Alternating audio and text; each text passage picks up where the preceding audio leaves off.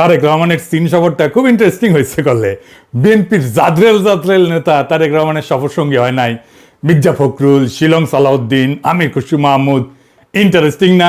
3 Indian মালরে Tarique Rahman নেয় নাই ইচ্ছা করে নাকি এটা কোনো বার্তা কে জানে। জিয়ার আমলে চীনের সাথে বাংলাদেশের সম্পর্ক শুরু হয়, কূটনৈতিক সম্পর্ক।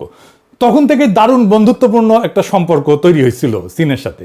কিন্তু 2004 সালে তাইওয়ানের কমার্শিয়াল মিশন খোলার অনুমতি দেওয়ার জন্য চীনের সাথে খালেদা জিয়া সরকারের এবং বিএনপির সম্পর্কের একটা অবনতি ঘটে।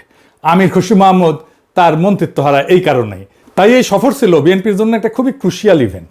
সেই সম্পর্ক কিভাবে আগের জায়গায় ফিরানো যায় সেই চ্যালেঞ্জ তো বিএনপি ছিলই। আমরা এক এক করে দেখি সেই লক্ষ্য তারেক রহমানের সরকার এই সফরের মাধ্যমে অর্জন করতে পারিছে কিনা। এই একটা এপিসোডে এটা কওয়া যাবে না, কয়েকটা এপিসোড লাগবে। তবে আমার ক্ষুদ্র ভাতার ভগিনীদের একটা রাষ্ট্রীয় সফরে কূটনৈতিক অর্জনের অ্যানালাইসিস কেমনে করা লাগে সেটা খুব ভালোভাবে বোঝা হয়ে যাবে। আমি মনে করি চীনের সাথে আমাদের বাণিজ্যিক এবং রাজনৈতিক সম্পর্ক, কূটনৈতিক সম্পর্ক তৈরি করতেই হবে খুবই উঁচু পর্যায়ে। এইটা আমাদের জাতীয় সার্বভৌমত্ব আর অর্থনৈতিক উন্নতি দুয়ের সাথেই জড়িত। কিন্তু কাজটা করতে হলে যে চিকনা বুদ্ধি নিয়ে কূটনীতি চালাইতে হইবে সেটা পারিছে কিনা সেটা আমি দেখাবো। আমি কোনো নিজে নিজে জাজমেন্ট করুম না, আপনারা আলোচনা শুনে সিদ্ধান্ত নেবেন যে আমরা জিতছি কিনা। আমি রেফারেন্স দিয়ে আলাপ করব। আসেন আল্লাহর নামে শুরু করি। আমাদের অ্যানালাইসিস শুরু করতে হবে দুই সরকারের যৌথ ঘোষণা দিয়া। এটা অফিসিয়াল ঘোষণা। ওইখানে আছে আসলে সলিড টার্মে কি কি হইল, দুই দেশ কি পাইল। এটা বাংলাদেশের চাইনিজ এমবাসি ফেসবুক পেজে দেওয়া আছে, চাইলে দেখে নিতে পারবেন। আমি ওইখান থেকেই নিছি। এই যৌথ ঘোষণার প্রথম পয়েন্ট, নতুন যুগে চীন বাংলাদেশ অভিন্ন ভবিষ্যতের অংশীদারিত্ব, কমিউনিটি অফ শেয়ার্ড ফিউচার, এইটা গড়ার যৌথ ঘোষণা।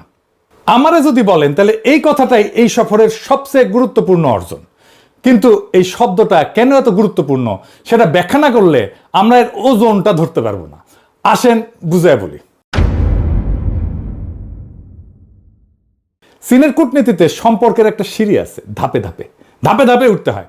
সবচেয়ে নিচে সাধারণ সম্পর্ক, তারপরে বন্ধুত্বপূর্ণ সহযোগিতা, তারপরে অংশীদারিত্ব, তারপরে কৌশলগত অংশীদারিত্ব, তারপরে ব্যাপক কৌশলগত অংশীদারিত্ব, আর সবার চূড়ায় অভিন্ন ভবিষ্যতের অংশীদারিত্ব, community of shared future. Bangladesh এতদিন ছিল এই সিঁড়ির নিচের একটা ধাপে, ব্যাপক কৌশলগত সহযোগিতামূলক অংশীদারিত্ব, যেটা 2016 সালে শি যখন ঢাকা আসছিল তখন এটা সাইন হয়েছিল। এই সফরে বাংলাদেশ এক ধাপ উপরে উঠে গেল, একদম চূড়ায়। এখন প্রশ্ন, চূড়ার এই ধাপটা আলাদা কেন? কারণ নিচের ধাপগুলো বোঝায় সম্পর্কের মাত্রা কতটা ঘনিষ্ঠ, কতটা গভীর, কিন্তু চূড়ার ধাপটা বলে দেয় সম্পর্কের প্রকৃতিটা কেমন। অভিন্ন ভবিষ্যৎ মানে শুধু আমরা বন্ধু না, আমরা একই নিয়তির অংশীদার। তোমার ভবিষ্যৎ আর আমার ভবিষ্যৎ একই সুতায় বাঁধা। গ্লোবালি এই অভিন্ন ভবিষ্যতের ঘোষণা চীনের জন্য খুব বিরল না। চীন এটা Laos, Cambodia, Myanmar, Pakistan, Cuba, মধ্য এশিয়ার দেশ অনেকের সাথে এটা করছে। তাই এইটা ইউনিক কোনো সম্মান না, এটা চীনের একটা সম্প্রসারণশীল কাঠামো। কিন্তু নেপাল, শ্রীলঙ্কা, মালদ্বীপ, ভারত, পাকিস্তান, বাংলাদেশ, এদের মধ্যে চীনের সাথে সর্বোচ্চ সম্পর্কের জায়গায় ছিল এতদিন শুধু পাকিস্তান। নেপাল না, শ্রীলঙ্কা না, মালদ্বীপ না, ছিল শুধু পাকিস্তান, চীনের জানের ভাই। আজ বাংলাদেশ সেই তালিকায় দ্বিতীয় নাম হইল। তবে চাইনিজদের এই শব্দের খেলা কিন্তু খুব মজার। আমার পিএইচডির কাজের একটা পার্ট হইতেছে চাইনিজদের এই পলিটিক্যাল কমিউনিকেশনের ভাষা ইন্টারপ্রেট করা। মজা লাগতেছে না? এই শব্দের খেলা থেকে আরো একটা মজার জিনিস দেখায় দিই। এই অভিন্ন ভবিষ্যৎ, এই বন্ধনের মধ্যে আবার কিন্তু স্তর আছে। এইটার মধ্যে আবার স্তর, ডিমের মধ্যে ডিম, মানে পেঁয়াজের খোসা গোলার মতো, এক খোসা খুলবেন আর এক খোসা, আর এক খোসা খুলবেন আর এক খোসা আসবে। অভিন্ন ভবিষ্যৎ ঘোষণা দিয়াও চীন প্রত্যেকটা দেশের সাথে একটা আলাদা বিশেষণ যুক্ত করে দেয়। দেন কম্বোডিয়ার সাথে চীনের বন্ধন হচ্ছে অল ওয়েদার অভিন্ন ভবিষ্যৎ, মানে সব আবহাওয়ায় বন্ধু। লাওসের সাথে হাই কোয়ালিটি, হাই লেভেল অভিন্ন ভবিষ্যৎ, আর পাকিস্তানের সাথে ক্লোজার, ঘনিষ্ঠতর অভিন্ন ভবিষ্যৎ। আর বাংলাদেশের সাথে লেখা শুধু অভিন্ন ভবিষ্যৎ ইন দ্য নিউ এরা, নতুন যুগে। কোনো অল ওয়েদার না, কোনো ক্লোজার না, কোনো হাই কোয়ালিটি না, এটা বিশেষণহীন। A community with a shared future for mankind in the new era. তো এই লেভেলে আছে কোন কোন দেশ? মিশর, Serbia, Solomon island, Kenya. Bangladesh এখন এই দলে যুক্ত হইল, মামা আমি না ফার্স্ট হয়েছি, আমি সোলোমন আইল্যান্ডের সমান জায়গায় গেছি। বাংলাদেশের সমপর্যায়ে মিশর, সার্বিয়া, সোলোমন আইল্যান্ড, কেনিয়া কেউই চীনের এক্সক্লুসিভ শিবিরে না। মিশর আমেরিকার সামরিক মিত্র, উপসাগরীয় অর্থে নির্ভরশীল, একই সাথে ব্রিক্সের সদস্য। সার্বিয়া ইউরোপিয়ান ইউনিয়নের প্রার্থী, ইউরোপের কেন্দ্রে। কেনিয়া পশ্চিমা উন্নয়ন সহযোগী, IMF এর সাথেও আছে, একই সাথে চীনের বড় ঋণ গ্রহীতা। সোলোমন আইল্যান্ড ছোট একটা স্পেসিফিক দ্বীপরাষ্ট্র, অস্ট্রেলিয়ার নিরাপত্তা প্রভাব বলয়। তার মানে এই স্তরটা মতাদর্শিক কোনো ব্লক না। মিশর, সার্বিয়া, কেনিয়া কেউই চীনের শিবিরভুক্ত না, এরা সবাই মাল্টি অ্যালাইড। বাংলাদেশ এই অর্থে তাদের সাথী। তাইলে এই লেভেলে যাইয়া বাংলাদেশের লাভ কি? এক নম্বর লাভ একটা প্রকাশ্য পরিচয় ঘোষণা। চীনের সংজ্ঞা অনুযায়ী এই স্তরে ঢোকার মানে হইল আপনি চীনের community of shared future for ম্যানকাইন্ডের দর্শনকে স্বীকৃতি দিলেন। এখন আমার ক্ষুদ্র ভ্রাতা আর ভগিনীরা কবে, দাদা এই কমিউনিটি অফ শেয়ার্ড ফিউচার এটার মানে কি? এরা খায় না মাথার দেয়? আক্ষরিক অনুবাদ হইতেছে মানব জাতির অভিন্ন নিয়তির সম্প্রদায়। নামটা শি জিনপিং আনুষ্ঠানিকভাবে চালু করে 2012 থেকে 2013 সাল। আর 2017-তে এটা চীনের সংবিধানে কমিউনিস্ট পার্টির গঠনতন্ত্রে ঢুকে যায়। তার মানে এটা নিছক স্লোগান না, এটা চীনের আনুষ্ঠানিক রাষ্ট্রীয় মতাদর্শ। শি জিনপিং চিন্তাধারার কেন্দ্রীয় এটা স্তম্ভ। দর্শনটা কি? মূল দাবিটা হইতেছে পৃথিবীর সব দেশের নিয়তি পরস্পর সংযুক্ত, তাই একটা অভিন্ন ভবিষ্যৎ থাকতে হবে যেখানে সবার নিরাপত্তা, সবার উন্নয়ন, সবার সমৃদ্ধি ভাগ করা হবে। পারস্পরিক সম্মান, উইন উইন সহযোগিতা, সভ্যতার বৈচিত্র্য, কেউ পিছায় থাকবে না। এর সাথে যুক্ত শীর 4টা গ্লোবাল ইনিশিয়েটিভ। কি কি? Global development initiative, GDI, global security initiative, GSI, global civilisational initiative, GCI, আর সাম্প্রতিক গ্লোবাল গভর্নেন্স ইনিশিয়েটিভ। কিন্তু আসল রাজনৈতিক বিষয়বস্তু একটা মোড়কের নিচে, একটা বিকল্প বিশ্ব ব্যবস্থার নকশা। পশ্চিমা উদারনৈতিক আন্তর্জাতিক ব্যবস্থার পাল্টা ব্যবস্থা। পার্থক্যগুলো দেখেন। পশ্চিমা ব্যবস্থা কি বলে? যে সার্বজনীন মূল্যবোধ আছে, মানবাধিকার, গণতন্ত্র, তাই না, যা সব দেশের জন্য প্রযোজ্য। চীনের শেয়ার্ড ফিউচার বলে প্রত্যেকটা সভ্যতার নিজস্ব পথ আছে, কেউ কারো মূল্যবোধ চাপাবে না। শুনতে উদার, কিন্তু এর কার্যকর অর্থ হইতেছে মানবাধিকার বা গণতন্ত্র নিয়ে আমার সমালোচনা করতে আসলে এটা আভ্যন্তরীণ বিষয় হস্তক্ষেপ বলে আমি দাগাই দিব। আমি এর পরের এপিসোডে চীনের পঞ্চনীতি নিয়ে কথা বলবো। শেয়ার্ড ফিউচার হইল পঞ্চনীতির আধুনিক বিশ্বায়িত সংস্করণ। দ্বিতীয়ত, এটা আমেরিকা কেন্দ্রিক বিশ্ব ব্যবস্থার বিকল্প। মাল্টিপোলার ওয়ার্ল্ড, জাতিসংঘ কেন্দ্রিক ব্যবস্থা, এই শব্দগুলা মানে আমেরিকার একক নেতৃত্বের অবসান। আর এমন একটা ব্যবস্থা যেখানে চীনের ভেটো ক্ষমতা আছে এবং প্রভাব আছে, এবং যেটা বড়। অর্থাৎ মানব জাতির অভিন্ন নিয়তি শুনতে সার্বজনীন, কিন্তু কাঠামোগতভাবে এইটা চীনকে কেন্দ্র রেখে একটা ব্যবস্থা। আচ্ছা, আবার আগের আলাপে ফিরে আসি। তো 2 নম্বর সুবিধাটা কি এই জায়গায় ঢোকার, এই স্তরে ঢোকার? প্রতীকী সুবিধা। কূটনীতিতে এই পরিভাষা কোনো কংক্রিট সুবিধা আনে না সরাসরি, কিন্তু চীন প্রতীক দিয়া কাজ করে।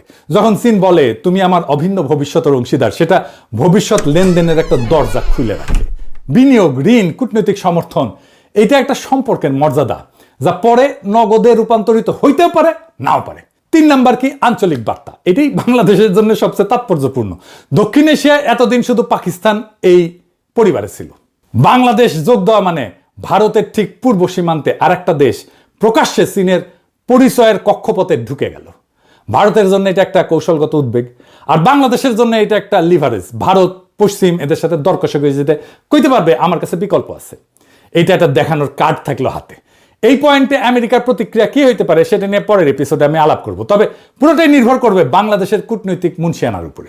ভিয়েতনাম আমেরিকার সাথে ঘনিষ্ঠ নিরাপত্তা সম্পর্ক রাখে, আবার একই সাথে বিপুল চীনা বিনিয়োগ টানে, কারণ দুইটাই তার সামলানোর সক্ষমতা আছে। আমাদের আছে কিনা সেটা আমরা দেখব। এইবার আসেন 2 নাম্বার পয়েন্টে। 2 নম্বর পয়েন্টে লেখা আছে দ্বিতীয় বিশ্বযুদ্ধের ফলাফল রক্ষা, ফ্যাসিবাদী এবং সামরিকবাদী পুনরুত্থানের বিরোধিতা। এটার মানে কি? এটার মানে খুঁজে বের করতে হবে। মানে না বুঝলে হবে না। শুনে, এটা মানে না বুঝলে এটা ভিতরে না ঢুকলে হবে না। এইটা আসলে চীনের জাপান বিরোধী অবস্থানের ক্ষেত্রে আমাদের সম্মতি নিয়ে নিল। কেমনে? এই শব্দগুলো নিরীহ শোনায়, কিন্তু নিরীহ না। একটু খুলে বলি, কারণ এটা না বুঝলে আপনি বুঝবেন না বাংলাদেশ এখানে কি সই করলো। সামরিকবাদী পুনরুত্থানের বিরোধিতা মানে এই শব্দটা চীনের কূটনীতিতে একটা কোড। কাকে নির্দেশ কইরা? জাপানকে নির্দেশ কইরা। চীনের বয়ানে জাপান হইল দ্বিতীয় বিশ্বযুদ্ধের একটা অপরাধী দেশ, যে এখনো ঠিক মতো অনুতপ্ত হয় নাই, আর যে আবার সামরিকীকরণ করতেছে। আর যৌথ ঘোষণায়, কায়রো ঘোষণা এবং পচদাম ঘোষণার উল্লেখ আছে। এটা একটা কোড। কারণ চীনের যুক্তি এই দলিলগুলোতেই বলা আছে তাইওয়ান চীনকে ফেরত দিতে হবে, মানে দ্বিতীয় বিশ্বযুদ্ধের ফলাফল রক্ষা তাইওয়ান চীনের। আর আজকের প্রেক্ষাপটে যুদ্ধোত্তর আন্তর্জাতিক ব্যবস্থা রক্ষা মানে চীনের ভাষা এটার মানে আমেরিকার নেতৃত্বাধীন ব্যবস্থার বিরোধিতা করা, জাতিসংঘ কেন্দ্রিক ব্যবস্থার পক্ষে, যে জাতিসংঘে চীনের ভেটো পাওয়ার আছে। এখন আসল প্রশ্ন, এই জাপান বিরোধী, পরোক্ষ আমেরিকা বিরোধী ভাষায় বাংলাদেশ সই করলো কেন? জাপানের সাথে বাংলাদেশের কোনো বিরোধ আছে? নাই তো। উল্টাটা, জাপান 5 দশকের বেশি সময় ধরে বাংলাদেশের বৃহত্তম দ্বিপাক্ষিক উন্নয়ন অংশীদার। স্বাধীনতার পর থেকে $32 বিলিয়ন বেশি সহায়তা দেয়। মাতারবাড়ি সমুদ্র বন্দর করতেছে, বাংলাদেশের প্রথম গভীর সমুদ্র বন্দর জাপানি বানাইতেছে। চীন সোনা দিয়ে একটা গভীর সমুদ্র বন্দর বানাইতে চেয়েছিল, ভারত, জাপান আর আমেরিকার বিরোধিতায় সেটা বাতিল হয়ে যায়। আর জাপান মাতারবাড়ির কাজ পায় চীনের বিপরীতে একটা ভূ রাজনৈতিক জয় নিয়ে বাংলাদেশে। তাইলে দাঁড়াইলো কি? যে জাপান বাংলাদেশের সবচেয়ে বড় উন্নয়ন বন্ধু, যে জাপান চীনকে হারায় বাংলাদেশের বন্দর বানাইতেছে, বাংলাদেশ সে জাপানের বিরুদ্ধে চীনের কোডেড ভাষায় সই করে আসলো। এটা বাংলাদেশের চিরাচরিত অবস্থান কিন্তু না। চীনের ভূ রাজনৈতিক বয়ানের ভাষা সে গ্রহণ করলো, যেটা বাংলাদেশ নিজের স্বার্থের বিরুদ্ধে গিয়া গ্রহণ করছে। এইটা বাংলাদেশের তাবর ডিপ্লোম্যাটরা বুঝলো না, নাকি ধূর পটায় দিল চায় না। এখন প্রশ্ন আসতে পারে, এটা সাইন করলে বাংলাদেশে কোনো ক্ষতি হইলেও? বড় কোনো ক্ষতি হয় নাই, আমি এটা আগেই বলে দিই। কারণ বাংলাদেশ জাপানের নাম নিয়ে কিছু বলেনি, এটা সাধারণ ভাষায় সই করছে, যা চীনের স্ট্যান্ডার্ড বয়ানের অংশ। তাহলে বিপদটা কোথায়? বিপদ কি একেবারেই নেই? আছে, বিপদ আছে। বিপদ কি? 3টে জায়গায় বিপদ আছে। 1 নম্বর কূটনৈতিক। টোকিও এই কোডের ভাষা চিনে, তারা জানে কায়রো, পটসদাম আর সামরিকবাদী পুনরুত্থান এটা কি। এটা চীনের জাপান বিরোধী শব্দভাণ্ডার, চীনের জাপান বিরোধী বয়ান। বাংলাদেশ সেই ভাষায় সই করায় জাপান তো ভুরু কুচকাবেই। কিন্তু জাপান এটাও জানে এই ভাষা স্ট্যান্ডার্ড চীনা টেমপ্লেট। চীন প্রায় সকল অংশীদারকে এইটাতে সই করায়। তাই জাপান সম্ভবত এটাকে গুরুত্ব না দিয়া প্র্যাকটিক্যাল সম্পর্কতে মনোযোগ দেবে। জাপান বাস্তববাদী, প্রতীকে প্রতিক্রিয়া দেখায় না সহজে। 2 নাম্বার, জাপান কি প্রতিশোধ নেবে এটার জন্য? না, কারণ জাপানেরও বাংলাদেশকে দরকার। জাপানের বাংলাদেশে বড় বিনিয়োগ আছে এবং সেটা চীনকে ব্যালেন্স করার কৌশলের অংশ। জাপান বাংলাদেশকে চীনের দিকে আরো ঠেলে দিতে চাইবে না একটা প্যারাগ্রাফের একটা ভাষার জন্য। কূটনীতিতে যার আপনাকে দরকার, সে আপনার ছোটখাটো অসঙ্গতি এটা হজম করে ফেলে। 3 নাম্বার, এখানে কিন্তু আসল বিপদটা বিশ্বাসযোগ্যতার ক্ষয়। নির্দিষ্ট শাস্তি না, বাংলাদেশের আসল কৌশলগত সম্পদ হইল credibility as a balancer.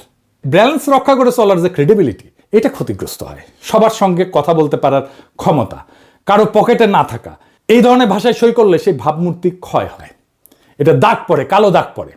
Japan, America প্রত্যেকে একটা করে নোট লিখে দেবে যে বাংলাদেশ চীনের বয়ান গ্রহণে দ্বিধা করে না, এমনকি নিজের স্বার্থের বিরুদ্ধে যায়ও। একটা যৌথ ঘোষণা বিপর্যয় ঘটায় না, কিন্তু এরকম 10টা সিগন্যাল আসলে বাংলাদেশের নিরপেক্ষ ব্যালেন্সের পরিচয়টা এটা হারায় যাবে। এই কাজটা বাংলাদেশ অনেক করে ফেলছে আগে। আমেরিকার সাথে ট্যারিফ এগ্রিমেন্ট সাইন করছে, ওইখানে আবার চীনের নাম উল্লেখ করে নাই, কিন্তু সরাসরি আছে নন মার্কেট এন্টিটির সাথে কৌশলগত চুক্তি করতে পারবে না, মানে চীনের সাথে। ইরানের প্রধান নেতা নাম মারা গেল, ইরানের বিরুদ্ধে পরদিন বিবৃতি দিল বাংলাদেশ। সব চুক্তি আর সব বিবৃতি যেহেতু ইংরেজিতে লেখা থাকে, তাই বাঙ্গুদের মনে হয় টিকি লিখেছে, সাইন করে দিই। হজ্জা গ্রামে বিচার করছে, একদিন এক লোক এসে নালিশ জানাইলো, লম্বা করে নিজের পক্ষে কথা কইলো। হজ্জা বলল, ঠিকই কইছো তুমি। একটু পরে বিপক্ষের লোক এসে উল্টা কথা বললো, হ্যাঁ, নিজের পক্ষটা বোঝাইলো। হজ্জা ওকেও কইলো, তুমি ঠিকই কইছো। তো পাশে বউ বসেছিল হজ্জা, তো অবাক হয়ে কইলো, এ কেমন কথা? একজন বললো এক কথা, আপনি বললেন সে ঠিক, আর একজন উল্টা কথা বললো, সে আপনি বললেন সেটাও ঠিক, দুইজনে তো ঠিক হইতে পারে না। হজ্জা একটু ভেবে নিয়ে কইলো, তুমিও ঠিক কইছো। পরের এপিসোডে দেখামো এই চীন সফরে আর কি কি ঠিক বলিছে বাংলাদেশ। তবে আমাদের লক্ষ্য হবে বাংলাদেশ যেন কারো পকেটে না ঢুকা নিজের স্বার্থ রক্ষা করতে পারে, সেইখানেই বাংলাদেশের মুক্তি, সেখানে বাংলাদেশের জনগণের মুক্তি। ইনকিলাব জিন্দাবাদ, আজাদি জিন্দাবাদ।